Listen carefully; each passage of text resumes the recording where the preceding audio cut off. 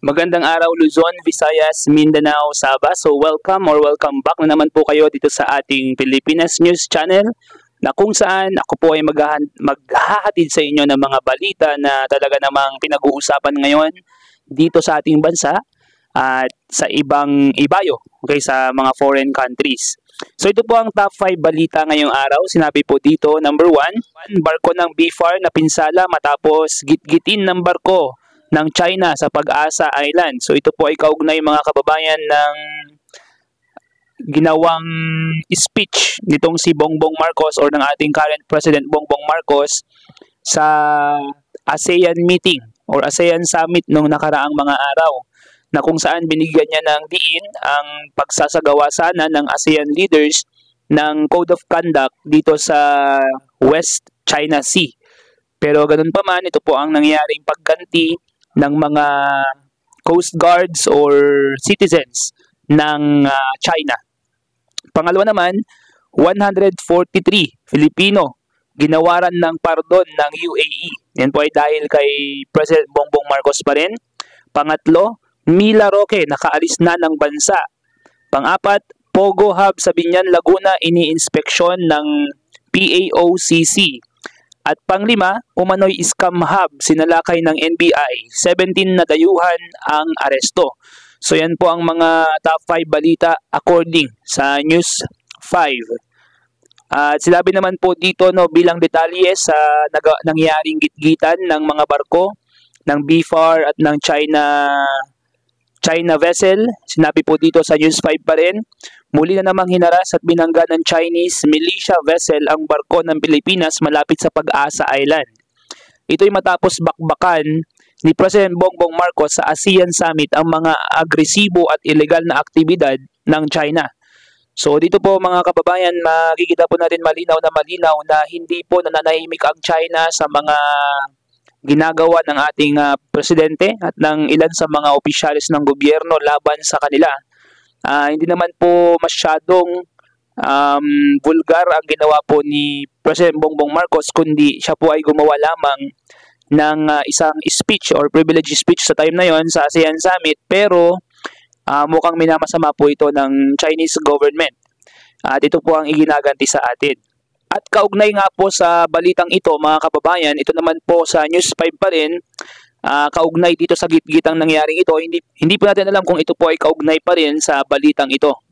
Namataan ng isang netizen sa Basco, Batanes ang paglipad ng Long March 6A rocket na nilaunch ng China bandang 7:08 PM ng Martes, October 15. Kahapon lamang po ito mga kababayan.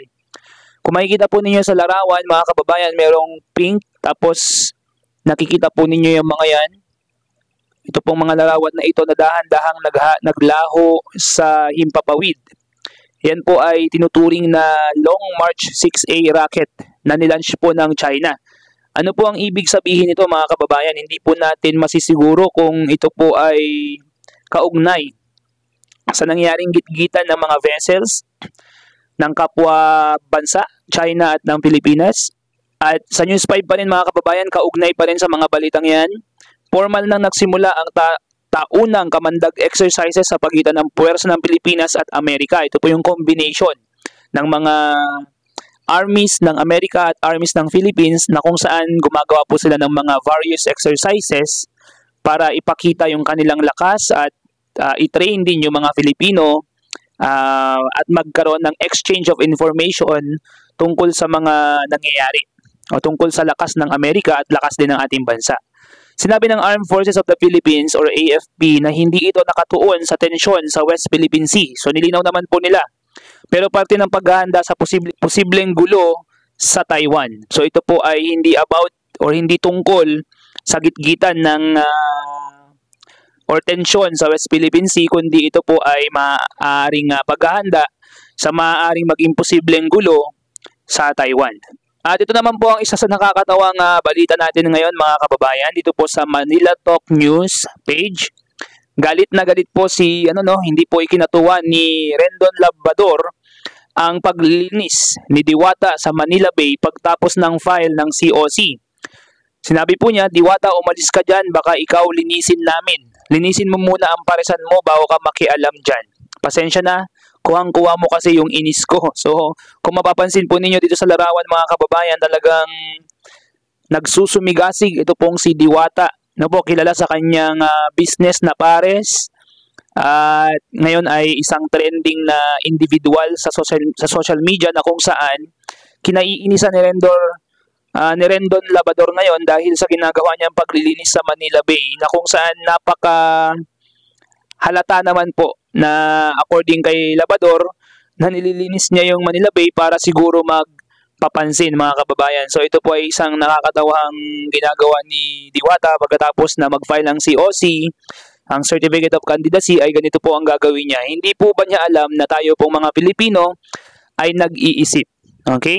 So dito po mga kababayan, marami pong nag-comment sa post na ito. Isa po doon ay sinabi na ito po pala ang nagagawa ng politika sa mga tao na kung saan maaaring mapalinis ka ng kapaligiran, especially ang Manila Bay.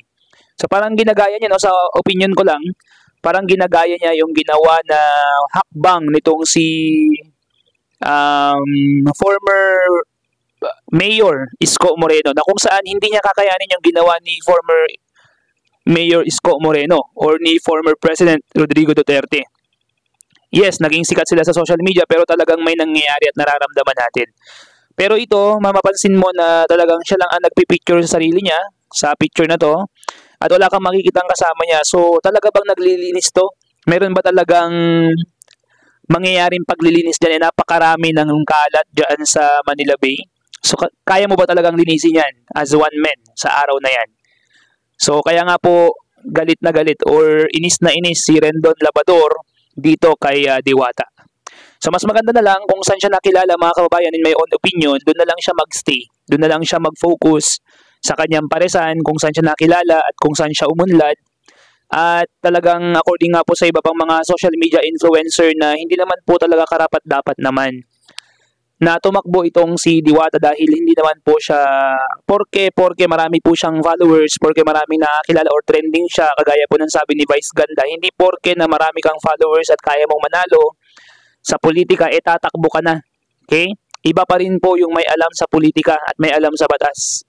So tayo po mga Pilipino, mga kababayan, ang akin pong suggestion ay maging matalino po tayo sa pagboto ng mga kandidato sa mga panahon na ito dahil tayo po mismo ang magiging biktima nito pagkatapos ng botohan. So vote wisely. Bago po tayo magtapos mga kababayan, maraming salamat po. Mag-shoutout po tayo ng mga commentators po natin sa ating mga previous videos. Kung gusto nyo rin po ma-shoutout pala, mag-comment lang din po kayo dyan sa baba tungkol po sa balita na ibinahagi po natin ngayon. Shoutout po kay Kailin Nadanga, kay Pocox 3 Pro, kay Adelfo Belarmino. Shoutout din po kay Rayo Pitara, kay Antonio Lucegro, Danilo Quintana, at yan po, at lahat po sa inyo mga kababayan. Shoutout po sa inyong lahat. So maraming salamat po sa pagsuporta sa ating munting channel. Kung gusto niyo pong ipaabot ang suporta po ninyo sa channel po natin, na kung saan road to 9,000 subscriber na po tayo, tulungan niyo po yung video na to na magpakita pa sa ibang mga viewers natin by liking and subscribing in this channel mga kababayan. Maraming salamat po sa inyong suporta at sa pagtulong po ninyo sa munting channel ng Pilipinas News Channel. So once again, maraming salamat po at mabuhay po kayong lahat. This is Pilipinas News Channel once again. Peace out.